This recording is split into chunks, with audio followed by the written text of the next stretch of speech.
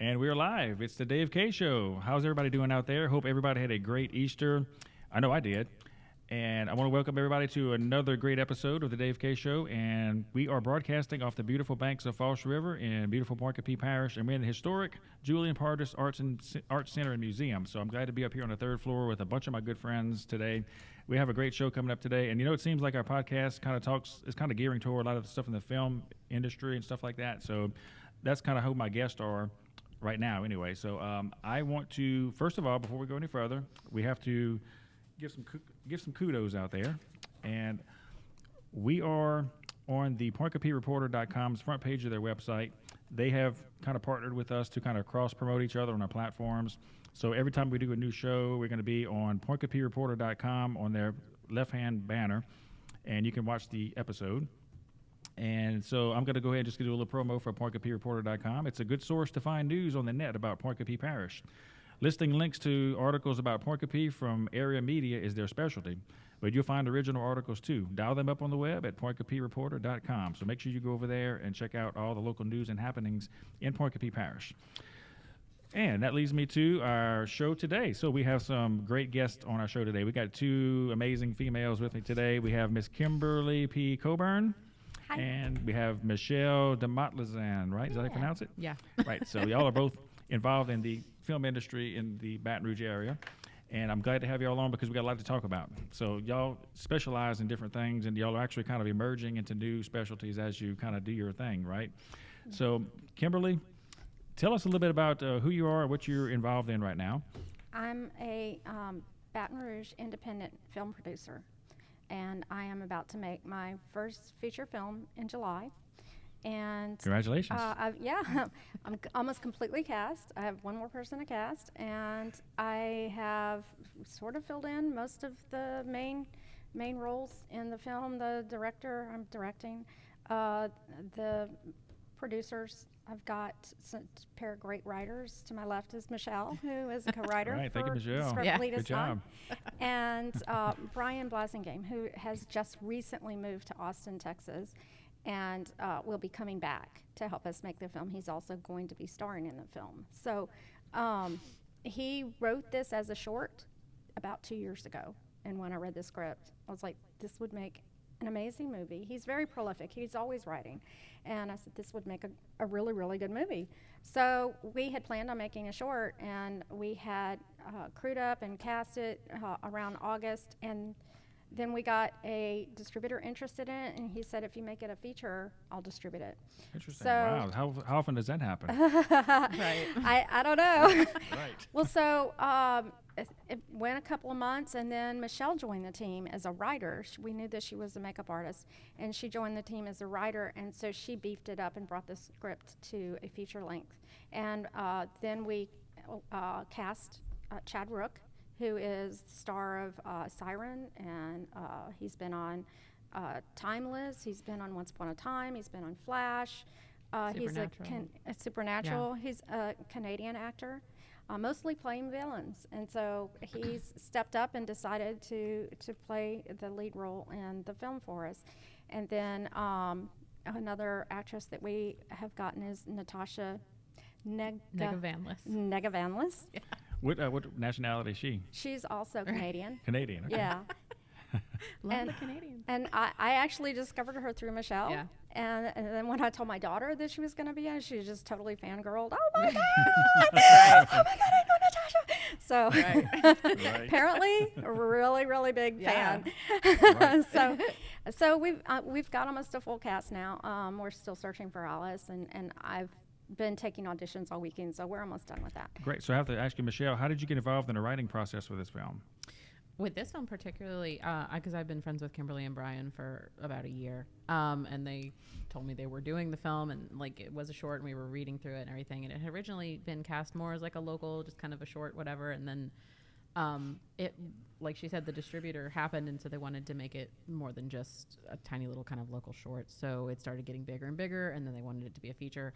And Brian, who's also simultaneously working on several other projects, he was just like, would you mind co-writing this with me? So I kind of just took it Wow. all from there. Yeah. So how did the story flow? Because a lot of people have writer's block, or they get a good idea and they'll get to a certain point, get stuck, and need to collaborate. How did the process flow for your writing? Right. Well, as a short, since it had to be from a condensed version to this storyline, it had to be expanded. It's basically just taking what was already there and either eliminating some of the parts that didn't work for a feature, and then just expanding what was already there into like drawing it out. And like that was obviously like a bit of a difficult. We added an extra day to the story. It was initially, like, it was just a one night. Mm-hmm. It was a one night thing, and it's basically about the couple. Robert and Alice are married, and he is studying for his master's of divinity, and Alice is very, very holy roller, very ex-beauty queen, super pushy, latent pill popper. Secretly. Secret. Right. And so she's having her college friend Rachel and her husband come to visit for the weekend, and she imagines she can convert Rachel and make Rachel, a little bit more like herself. And so they show up, and come to find out, Rachel's husband, Sean, used to be Robert's lover. And so it's the unfolding of that over a weekend. It all takes place pretty much in one place, in their house over the weekend, and just all the feelings, so many feelings. It's a love story. It's the story of two hearts really, really coming together that just cannot deny their love. Right. Cannot. I get tears in my eyes when I talk about it because it's just. It gives me chills from the moment I read this before it was even finished. I was like, this story is so good. Those are the best stories, the ones that hit you in the soul and that are part of you. It just tells so much about love to me. And there's a lot of Brian in it that I see because Brian and Zach have been together for about 9 years, and I see, their love for each other. And there's some things that Sean does that is like, it's so Brian, Right. But then, it's really, really beautiful the way that they come together. And he even wrote a role in for me, so I get to play this really pushy little uber Christian Bible study lady. Just so me. How are you going to do that? I don't know. It's acting. I'm a thespian. Because I'm Buddhist, and it's just funny. Well, we're going to see how good your acting skills really are. I have a feeling you're going to do good, though. I tend to overact. I'm kind of the Jim Carrey or, Melissa McCarthy of my group. Right. And so when somebody says you really need to sell it, I don't know what they're talking about. Right. I was on American Horror Story Freak Show, and I had to vomit in a bucket in front of Jessica Lange. And I just thought it was so funny because I think it was Brad that kept coming up to me. He's like, you really need to sell this. You really give us more. It was just so funny because, it's the sound on it is totally me vomiting in a bucket with the echo of the bucket. But I love to overact, and I love to play dress up. That's how I got in film to begin with. Right. It's just kind of, it's fun. That's what I was going to ask you. How did you get interested in doing films? Because of course you always wasn't a filmmaker, I'm sure, right? No, I started. If Tim will pull it up, I was a flash mob dancer. If you pull it up there's a little thing that says flash mob, and you can see me. I'm in a flash mob. I was a flash mob dancer. Flash mob dancer. For 5 years. It was about 5 years, and I met Lulu, who is a background actress. That's me in the brown on the left with the wolf. I'm wearing a wolf costume. And where was this at? This is at it used to be Lollapalooza, Laurel Street Palooza for the Baton Rouge Arts Council. They stopped doing it, and they do a brunch now, but we used to have a regular every year flash mob run by Leonard Augustus in the red jacket. And so Lulu's in there somewhere. I think she's wearing white. I'm not sure. And then that's my granddaughter walking up looking lost, who starred in some of my films as well. I kind of put my grandkids, I have 5 grandkids, I kind of put them in a lot of things. Right. It's like, bam, you're on film now. Right. I remember back in the day, flash mobs were like a viral thing on the internet, remember? It was a big deal. And the reason that they went away, actually, is because a lot of people were going into into stores and retail outlets and stuff like that, and pretending to be a flash mob and actually lifting. So Yeah. it just became a Right. security issue.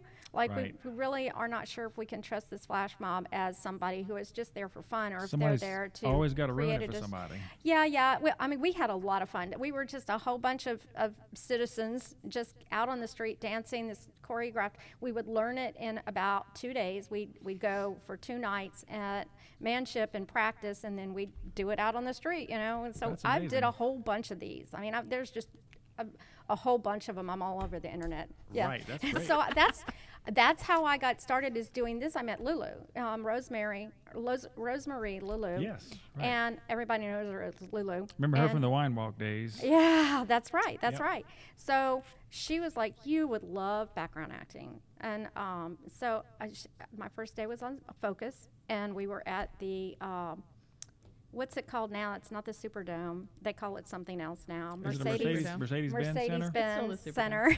Yeah. So we were there, and it was me and about 1,000 of my closest friends, and they were 1,000. Right. they were tiling us. So they put us in a section, and they'd take the picture, and then they put us in another section and take a picture, and they'd move us around. But that was my very first day. I actually got to go to hair and makeup, which I understand is not a big deal. It's like not something that happens as background actor, but they were like, "You go to hair and makeup," and so I got to get all done up. It was a lot of fun. Right. So So that kind was of my wet your first day.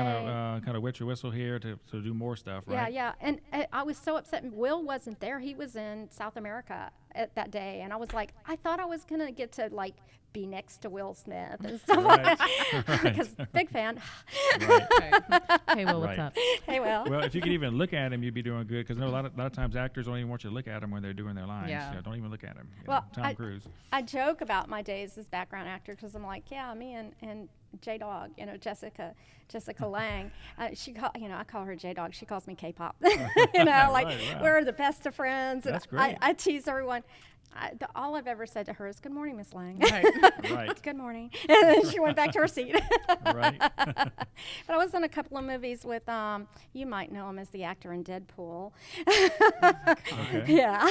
Okay. And who is that? Ryan Reynolds. Ryan Reynolds. Yeah. Ryan Reynolds. And he was in Selfless, and he was in Mississippi Grind. And so I actually got to, interact with him a little bit in Mississippi Grind when he was playing he was high roller, and he was doing the craps table, and, we were joking around and stuff like that. So I actually did get to interact with the actor, but as a background actor, the lights would go on and the camera would be rolling, and I'd be like, how can I make this about me? Right. Right. It's all about me. See, that's it. You had it in you that you were destined to be where you are right now and Which is beyond. why she's a producer now. Right. Right. That's it. That's great. So then I got into 48 Hours Film Festival, Right. and I started. I was an actor, and I contributed.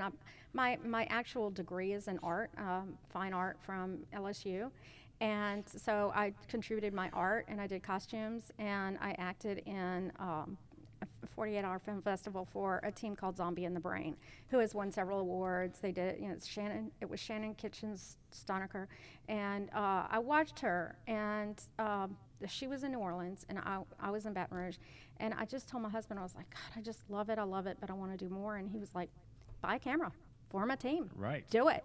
And I mean, at that time, I didn't think of myself as a producer. I was just team leader, and still struggling, looking for a name, and trying to figure out how all this happened. And I mean, the first time I was team leader, the third year I was in 48 Hours, it was a horrible experience. Really? Yeah, it was awful. And why was it a horrible experience? What happened? I had expectations that it was all going to go very smoothly. I had And this thought wasn't your that first one. This was the first time I was team leader. It was my set. I was producing. I had hired all the people, and Brian had written the script.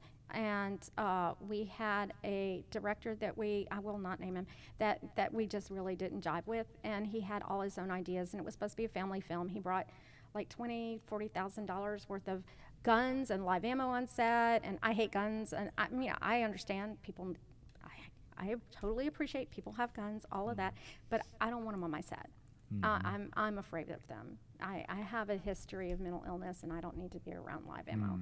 So for me, it was just, he crossed a lot of lines. And then at the end of the weekend, he kind of stole the footage and tried to edit it and make it his own movie about guns. And, we had to sort of pull him back. And this was the 48, right? Yeah. So could y'all's story have been done without the guns? Completely. They had no business there. It was a family. It was meant to be a family film. So that was my first venture at being a producer. It was called A Family Affair. We made a movie. We did a thing. We actually showed it, and that was the first time I ever got to see one of my movies up on a big screen There's in getting a awards for theater. it?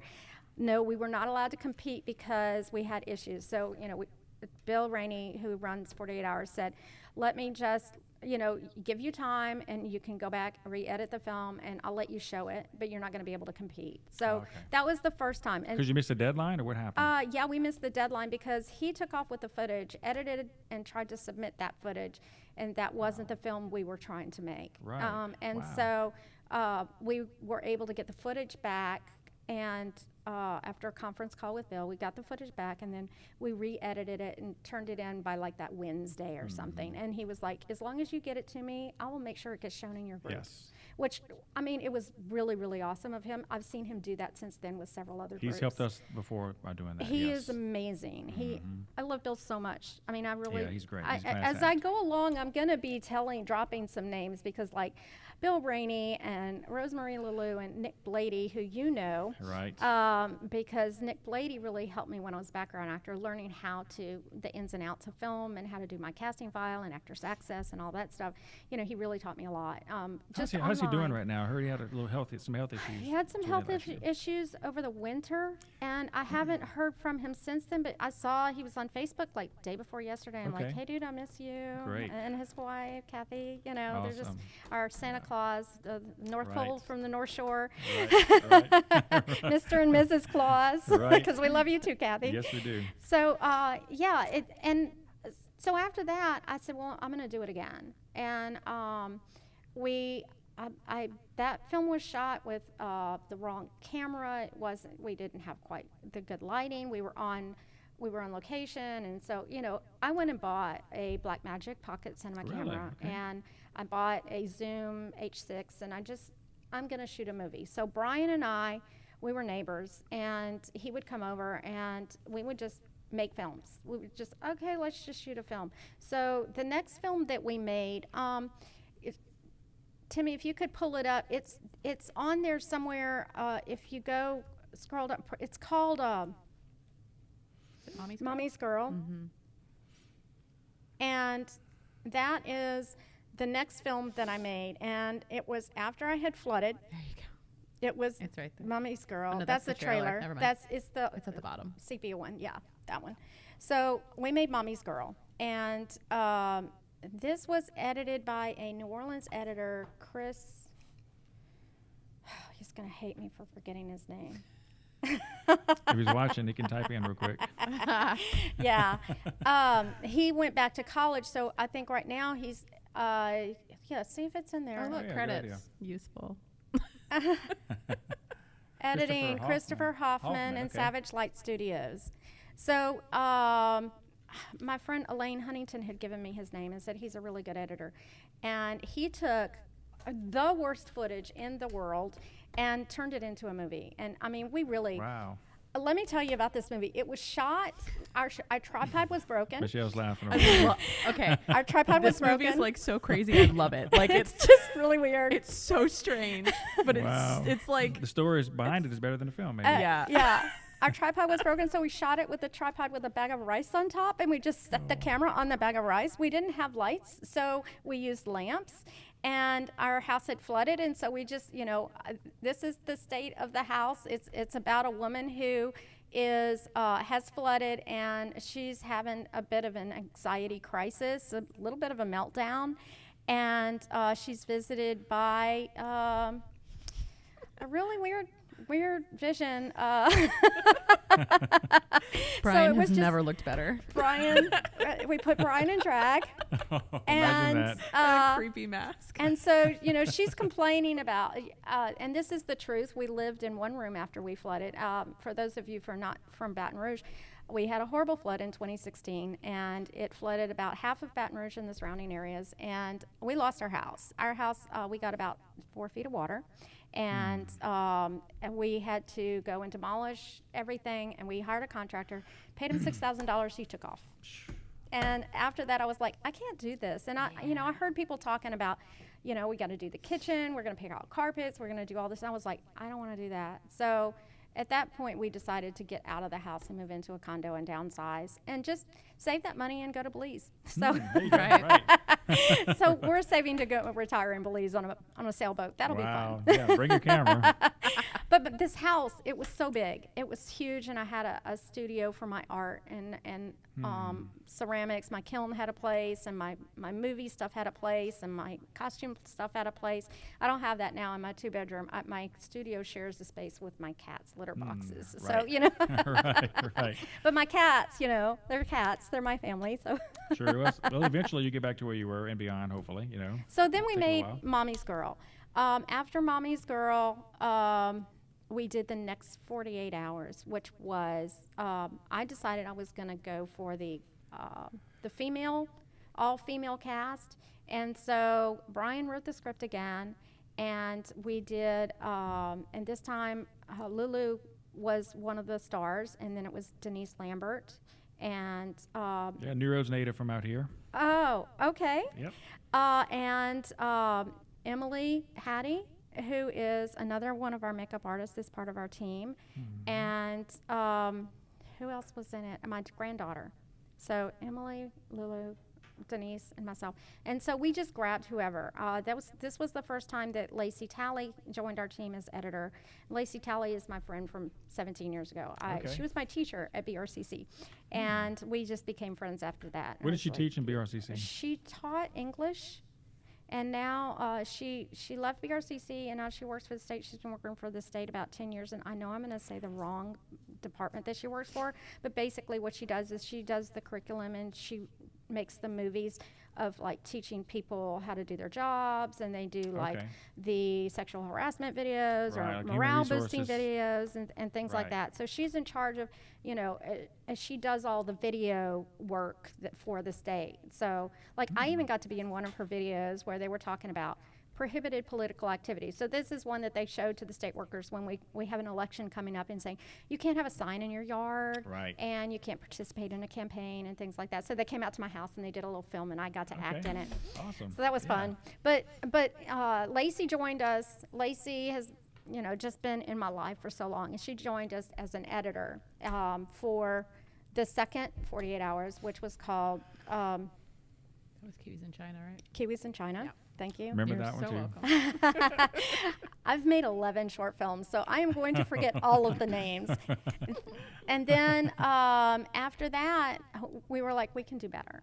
We can do better. We got nominated for Best Costumes in Kiwis in China, and it felt really good to be nominated, and it felt really good to like put that little laurel on our Right. poster. Right. And we were like, oh my God, I want to Where did do y'all that shoot for again. the Kiwis in China? Where did y'all shoot those indoor scenes that were coolly lit? The cool lighting, I remember in the scenes. Remember that? The lighting was so bad. I mean, it just, I remember the lighting as being pretty cool in my opinion. or Okay, whatever, thank but- you. That was intentional. It was Right. intentional. You don't expect much from a 48-hour film because there's not time to perfect everything. Right. So you expect things to be not up to Yeah. par. Oh gosh. you know. And I've learned so much since then. Like, have somebody with earphones on so that you can actually listen to what's going on while you're taking the movie, because that makes a difference. Because if you've got the thunk thunk thunk thunk, it's gonna be heard by everybody in the movie theater. Learn that. Right. Learn that when you go from one scene to another, pick up the lights and move them. That's important too. Filmmaking I mean, 101. we all acted really well, and we all said our lines, and we all had really fun costumes and great makeup, because Emily does really good makeup.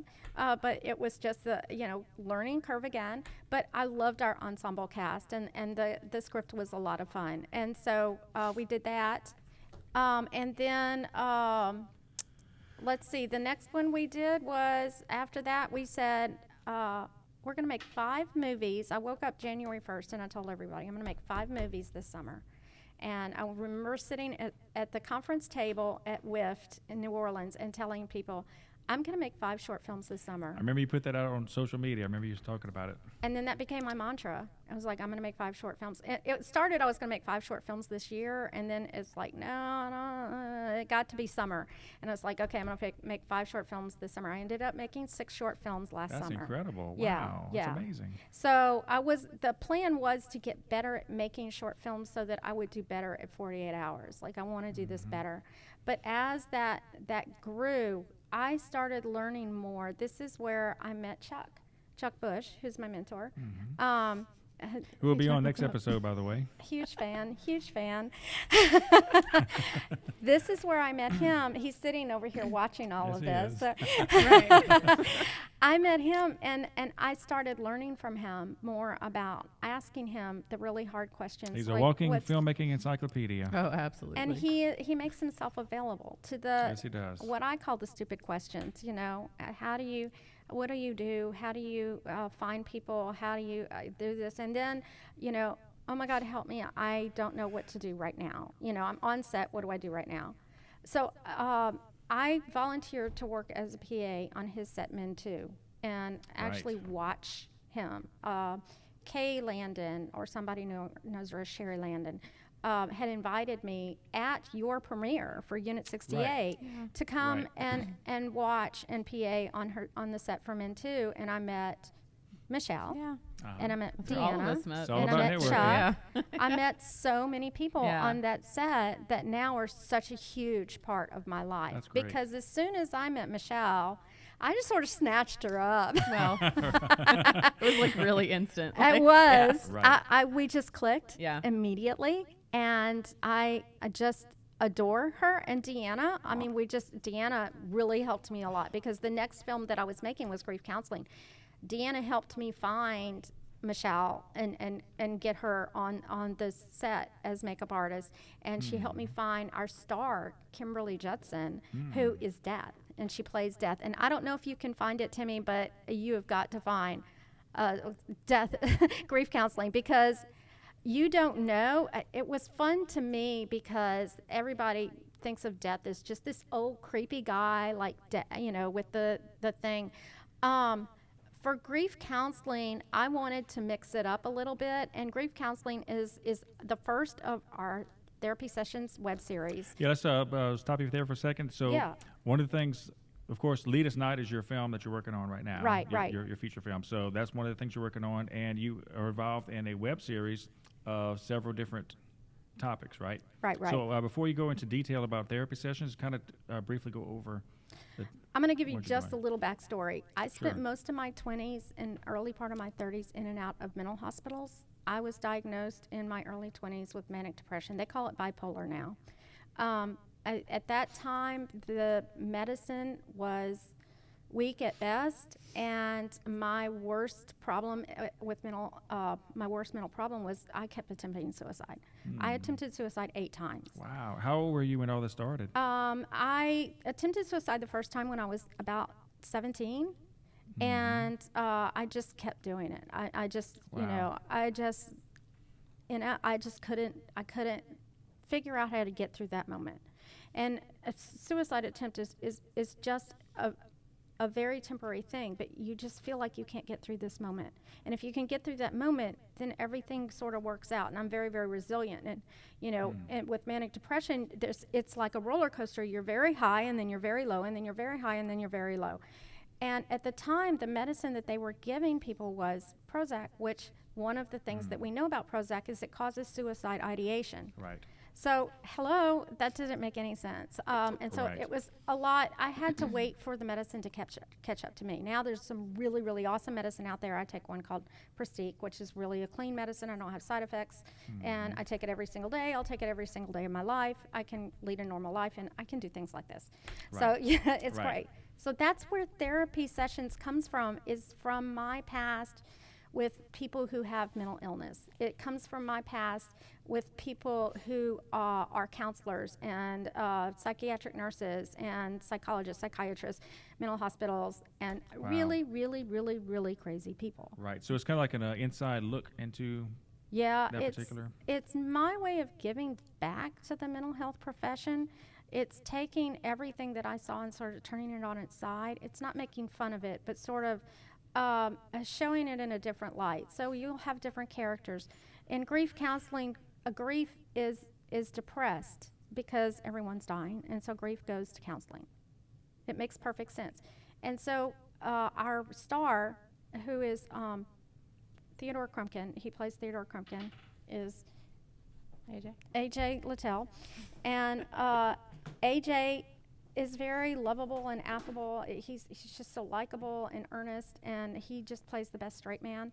And so here he is, you know, this person in a shroud, and he's just kind of trying to figure out how do I treat this person? And we had Pat Mashburn come on as his mentor and talk to him about how to treat this really weird character. And he's just right out of school, and he just wants to do the best he can. And so he actually asks the questions that will be asked in a counseling session for someone that's depressed. He actually gives the advice that a counselor will give for somebody that's depressed or grieving.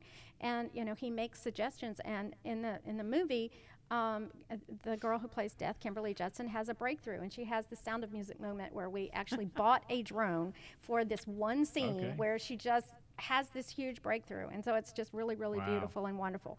So then we had the next 48 hours, and we said, let's bring back Theodore Crumpkin. And so we had a very limited parameter that we could use for this. So we had to have spies, and we had to have corkscrews, and the line in that one was I can't remember. So how do you feel about that? How do you feel about that, or something like that? Or I can't remember, but we had to incorporate those. That's how 48 hours works. Murking. That was for murking, and so we had a group of crazy characters in a counseling session. And so they're all seated around AJ, Theodore Crumpkin, and they're all anxious. And so that's what that one focuses on, is anxiety. And so we had Emily Hattie and we had Michelle de Montlazoon do the makeup, and then we all did the costumes. You should have seen us. We had Jane Frank cutting costumes. We had... Yeah, go look it up if anybody's watching and wants to go see it. Go look it up. Mark McGregor Wright, who also made costumes. I made costumes. I had my husband making costumes, because we had only 48 hours to write and film and edit and turn in the entire movie. And so the costumes were very, very elaborate, and the makeup was very, very elaborate, because we chose all these fantasy characters that were in a group setting. And the only person dressed normal was actually AJ, because he's the counselor, and he's just always the straight man, you know. He's just, so how does that make you feel? And you can see he gets flustered, like, I don't know what to say to these people. And so they're all upset because they've got mermaid spies that are making, but they don't realize it's the mermaids. They think that the mermaids are part of their group, and that they're making the characters disappear. And so there's some cute spots in murking where the characters actually do disappear, and that's kind of fun. And but we got nominated for 5 awards. 5 awards. 5 awards for that one. One being costumes, I remember, right? Yeah. Or you actually best won an costumes, best use of prop, best editing, hair and makeup, and It's incredible. like best groupers. I can't remember Yeah. the last one, and I can't ever count the 7 dwarves either. So you know, Right. give me a list. And of one course, of the people medicines I took back when I was in my 20s erased almost all my memory, and so a lot of times Wow. I can't remember lists of things. I can't remember names and things like that, and it Wow. just like my kids' first steps and things that they did in school, and I don't remember any Well, of so that. you seem to have come out of it very well. You're doing very good right now. So what was the path to get to where you are today, to where you're well and you're doing good? The big breakthrough for me was cognitive therapy. It was learning how to be my own therapist, learning how to journal when I'm upset, learning how to say out loud to Joe, my husband, who's been through all of it with me. We've been married 26 years. Learning how to say, I'm having a bad day. I don't need to be alone today. And to be able to get through that moment. But also the medicine really helps, because I don't have suicide ideation at all on this medicine. And it's a huge difference, because people who have suicide ideation, they actually see themselves dead in the situation, you know, whatever it is. I just can't do this. But it whatever it is, and getting past that for me was journaling. It was a lot of self-help books, but it was mostly being my own therapist. And now I've taken it further, and I have started imagining myself a successful life. I've started imagining myself a very abundant life. I've started imagining myself a movie producer that makes feature films and gets paid to be a movie producer, because all of my short films, we didn't get paid. They were all free films. And so I started imagining myself, I can do this. And then I had Chuck coming behind me saying, well, I don't see why you can't do this. Why wouldn't you do this? And Right. so this year, I woke up January 1st and I said, oh, I'm going to get paid to make movies. And so that's my year. That's great. That's my goal for the year. I make big goals for myself now. Yes, you do. Yes. And you do. I learn a lot, and I ask a lot of stupid questions, but people know me most for having a big mouth and saying, I'm going to do this, and then I go and do it. And That's they're like, incredible. how That's did right. you, You're a you know, go-getter. because my six short films, I went to Key West with Lacey, and we shot a film on our camera, on our phones, while we were in Key West, called Hunt for Hemingway's Ghost. And it was just a silly little spoofy thing that we decided to do so we could write off our trip to Key West. Right. Well, that's great. And so that's encouragement to up-and-comers and people that have lofty goals and ideas and everything. Yeah. So it's like, do your thing. If you want to do something, get out there and just do it. It's not going to happen on its own. I think it's important for people. Have you heard about The Secret, the movie The Secret? No, I haven't. It's about the law of attraction. It's if you say you can do something, you can do something. If you say something's going to happen, something's going to happen. I really believe in that, and I take it a step further and I write everything down. For 11 important. years, I read a book called Write It Down, Make It Happen. I write everything down. Everything. I've got notebooks on notebooks on notebooks of things written down, and then I have a live journal. Believe it or not, I still have a live journal that I write everything in, and I write about my feelings, but I also write about my goals. And I set up really big goals, and then I break it down and say, how am I going to do this? So we just did a Seed and Spark, and that is probably one of the hardest things I will ever do. I really will never do another one again. It was very hard. It was really humbling, but it was breaking it down week by week. How am I going to get to this particular money goal by this week? How am I going to get to this money goal? How am I going to get to the green light? And then after we get to the green light, how am I going to keep people happy that contributed money and let them know that their money went to something worthwhile? Right. That they're supporting Team Wait What, which is my company, my LLC is called Wait What. Wait What? Right. So pause there for a second. So how did you get Wait What? How did you get the name? For 48 hours, one of my favorite things about movies is movies that have a plot twist right at the end. I like things that you think it's going one way and then all of a sudden it goes a different direction. Yes. And the so best. I will sit in a theater sometimes on a really good movie and just go, what did I just watch? That is my favorite thing about movies. I love to be surprised. I love to be told stories. But I love it when they just make me ask questions. And so for me, that wait what is that feeling of, what did I just watch? What is going on here? I like the audacity. I like a very good writer that can bring a story to somebody and say, this isn't cookie cutter at all. You think you know what's going to happen, but just wait. Right. You know. Right. Those are the best ones for sure. And I'm sure it's found its way into your films too. Yeah, it does constantly. Mommy's Girl. I was about to say, have you seen Mommy's Girl? Mommy's Girl. Audience, you need to go see Mommy's Girl. Right. You will literally say, wait, what? It is really, truly. We actually thought we were going to enter it into a WTF film festival because we were like, there is no more WTF than that movie. Epitome of it. It really Yeah. is. Is that the one you helped write, Michelle? No. that was like the one of we her made first in my ones. flooded house Oh, with just okay. Ryan Oh and my I. God. And he had just come over and I was sad and he was like, let's make a movie. So, we just Right. just two Wow. two people that thought we made movies made this movie. So weird. Wow. So So then- can we see it online right now? Yeah, it's all of these movies that I'm talking about are all available to watch on my Vimeo. On your Vimeo and channel. it's vimeo.com/Kimberly P. Coburn. Kimberly P. Coburn because there is another actor with a name very close to mine. So I do everything is Kimberly P. Coburn. But you can you can Google Kimberly P. Coburn and you can see my Facebook, my Twitter, my Instagram, my Vimeo, my Seed and Spark. It's all up there because I mean I'm constantly marketing. I spend about 90% of my time marketing what I do. That's what you got to do, definitely. It's a lot of marketing. So tell us a little bit about Animal Instincts, because that's at the bottom of the So list. Animal Instincts is the most recent of therapy sessions that we just made, and that's what we did the Seed and Spark for. We were trying to raise consciousness for people of what we were doing. A lot of web series, I don't know if people know this, but they just sort of sit there. And unless you have a huge following, you really don't get a whole lot going on. And so, again, we brought Michelle back to do hair and makeup. We brought Emily back to do hair and makeup. And we brought back Theodore Crumpkin to be, brought AJ back, AJ Littell, to be Theodore Crumpkin. And we did a Seed and Spark to raise some money and raise awareness for what we're doing. And our intent is to make an actual feature from some of, from some of the web shows. But Animal Instincts is about a moon goddess and a werewolf, and they love each other very, very much. There's a common theme through most of my things, and that's love.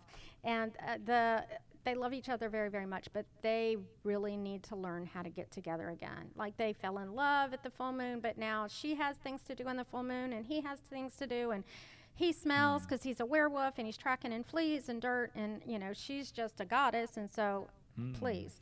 And so I don't know if you can click on the trailer, Timmy, but there's just a super short trailer. We got some amazing shots.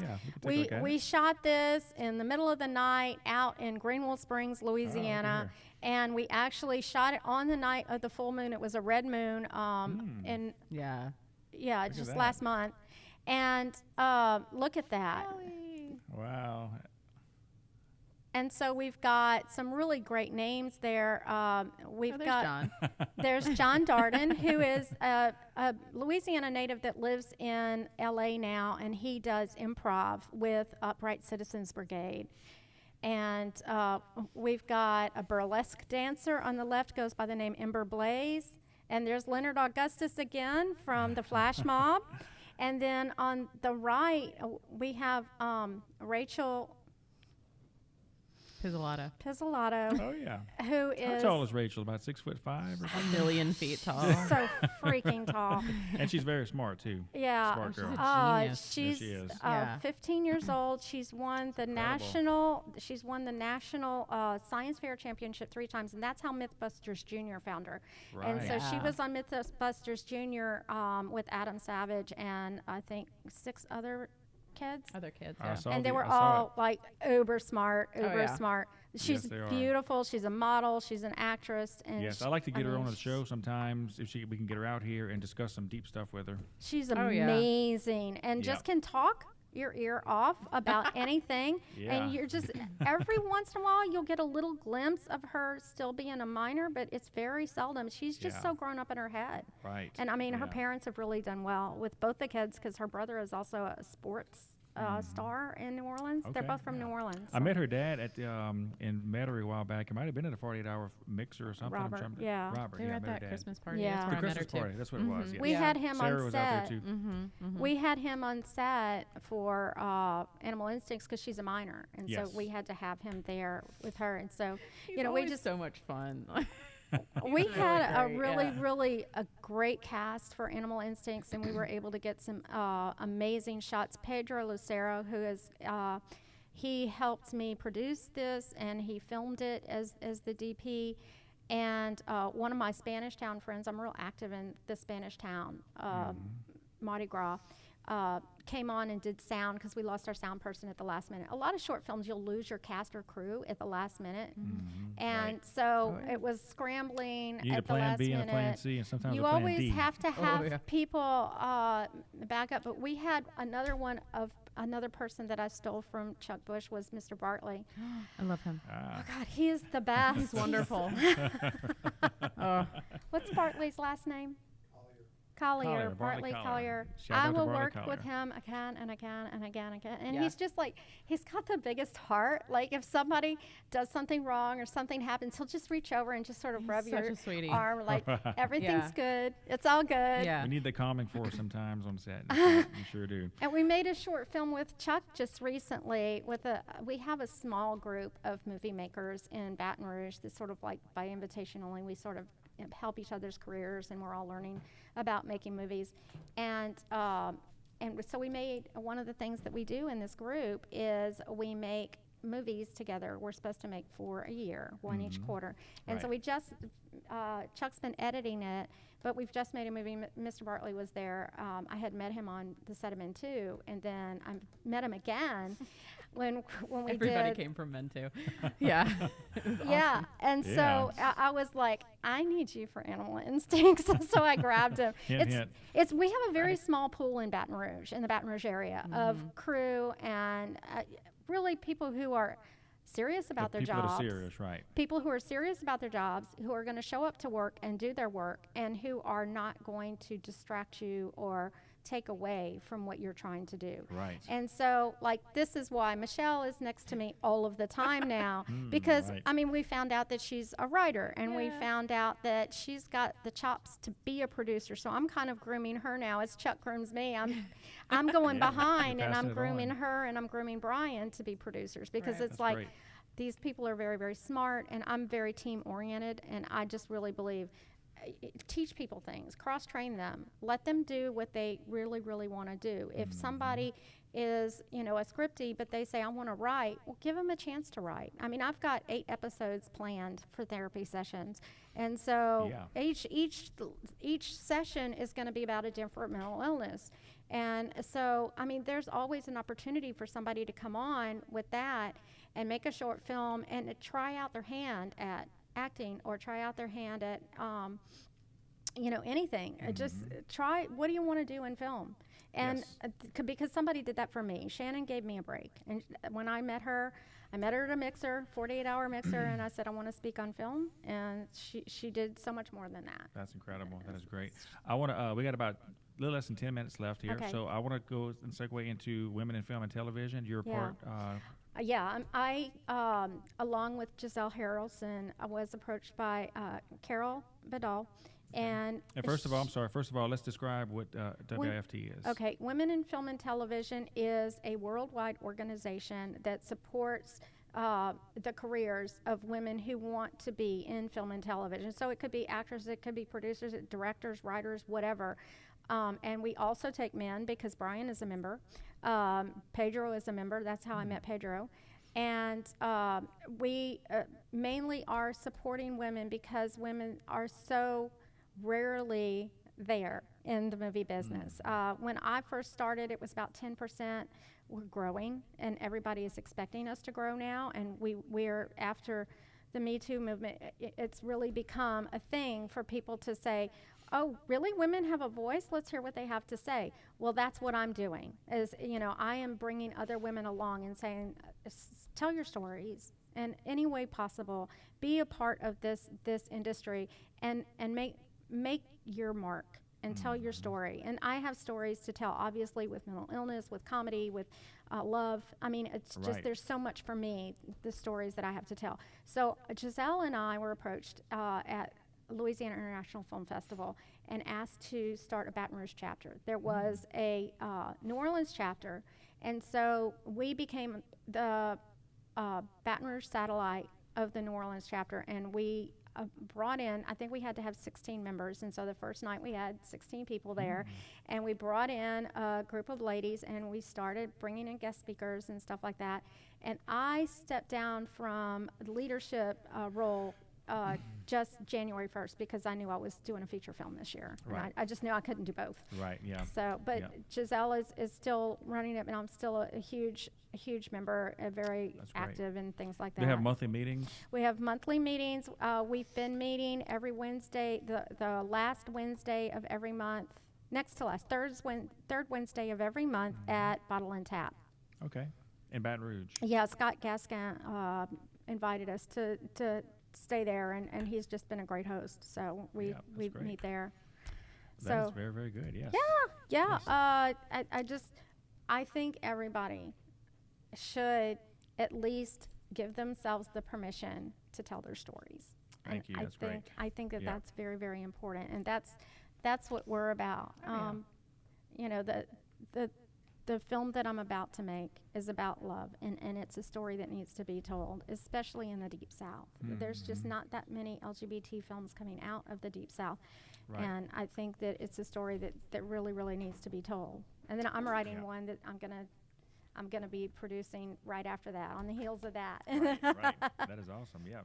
So that's the thing. Tell your story no matter what it is. I find a lot of people that I know have stories in their minds, but they're actually afraid to come out with them. I said, don't be afraid to tell your story, whatever it is, Yeah. because it's part of you. It's part of your experience. It's part of what you feel, or part of what you want to express.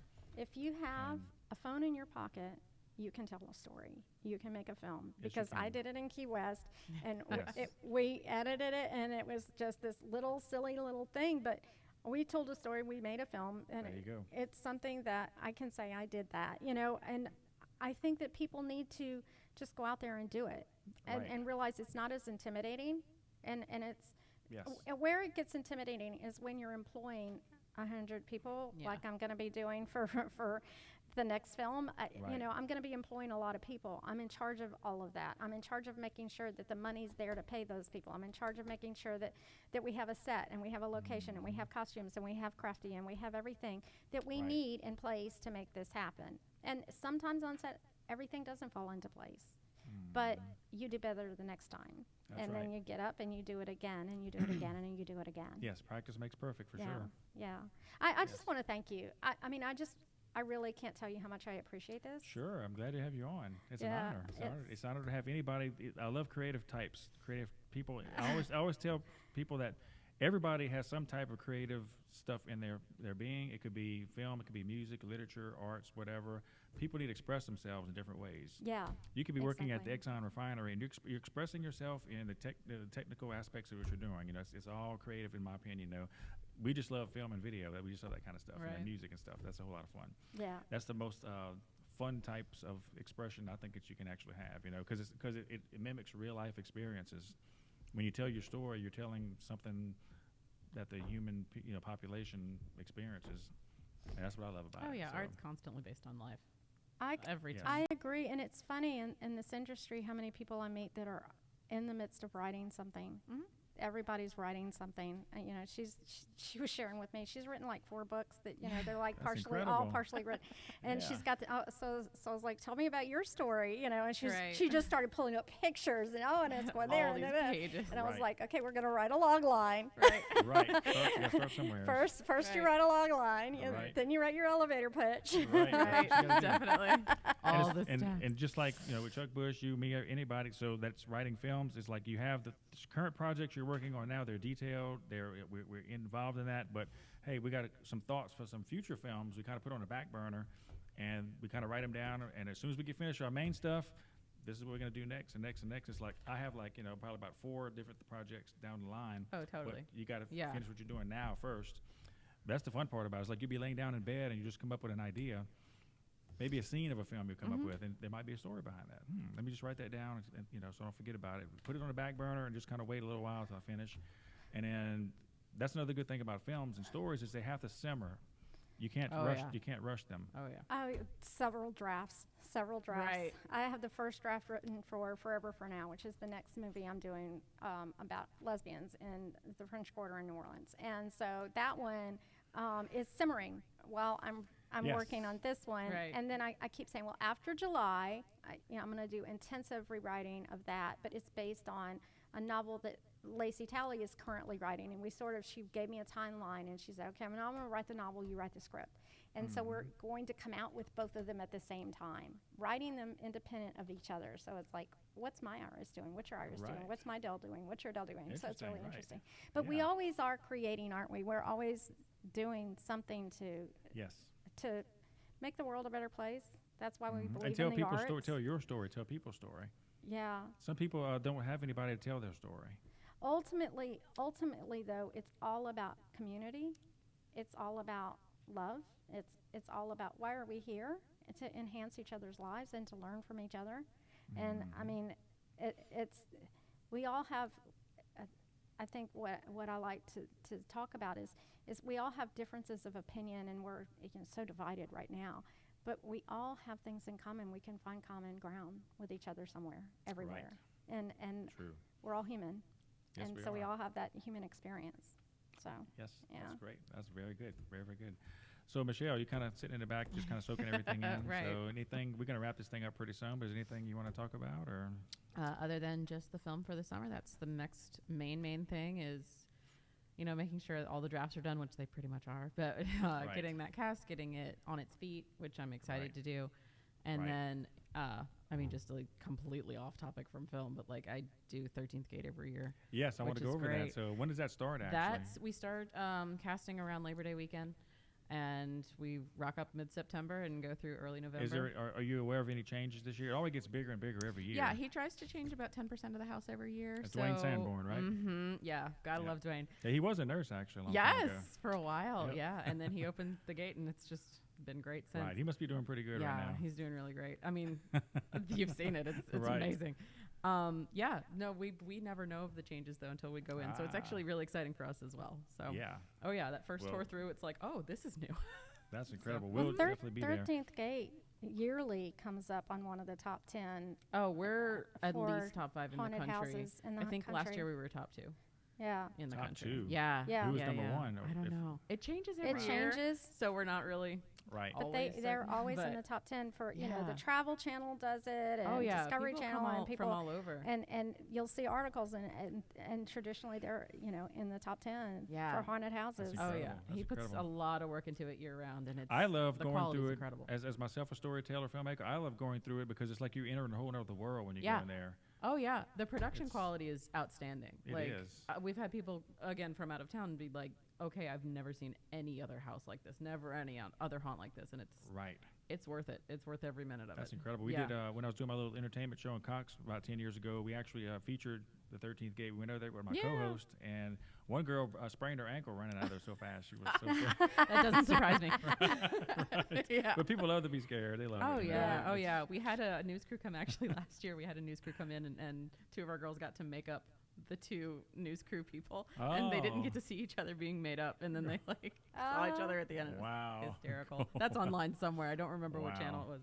It's That- great. that It's is great. I amazing. really love working over there. Yeah, it's Yeah. definitely a lot of fun. So are you available for makeup and stuff in the Oh yeah. meantime? In between, Yeah. I mean, I'm busy Okay. in July. Right. How can people get in touch with you if they want to get in touch with you? I for- have an Instagram, which is you can just type in my name, just Michelle DeMotlizin, and Okay. I'm on Facebook, which is also just my name. Okay, spell your last name for people. Who don't know. DeMontluzin. It's really long and complicated. I hear you. It's- Right here. yeah. It sounds easier than it is. But We're New I Orleans also people. have links to her stuff. Yeah. And I have her name on everything, everywhere, all over my Okay. I'm pages. tagged all over 'cause- Kimberly's Oh, stuff. great. Yeah. Gotcha. Because Okay, we're I'm good on the same. friends too. Like Yeah. we go to balls together. Oh, yeah, and totally. we had a really good Mardi Gras season It was this so year. much fun. Oh my god. Great. Yeah. Yeah, so it could be a flower on the wall for that. Right. Oh my god. we dressed Brian in drag for the Apollo That Ball. was Oh, hysterical. Oh my god. Oh my goodness. Well, that is great. Yeah.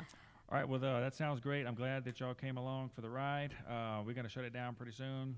And great work for both of y'all. And wish y'all the best in all your future endeavors. And would y'all come back on the show later on? Anytime, course. That sounds great. anytime. Because I always like Sure. to invite our guests back if they want to come back. So Absolutely. This That is sounds great. great. Yeah. Thank you for having us. Well, I that really sounds appreciate great. it. Yeah, that sounds great. And before we shut this thing down, I want to put another plug in for PointCoupieReporter.com because we promised we would cross promote each other. So PointCoupieReporter.com is Point Coupie's oldest locally owned, continuously operating news website. Since 2012, they have been Point Coupie's news and information hub.